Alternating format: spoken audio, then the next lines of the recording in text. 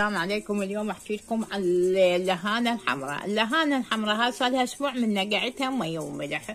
اذا ما تنقعونها مي وملح لان هي كلها بيها دواء وتسبب لكم النوم التهابات. اما تحطونها مي وملح تسحب السموم كلها من عندها. وتعرفون هذا كله دواء، يضربوا لها دواء. مي وملح كله يمصه ما يخلي بيه، يخليها يعني لهانة طبيعية. تثرمونها، تحطون عليها خاطر، تحطونها يا طرشي. هاي صار اسبوع انا نقعتها مي وملح. والسلام.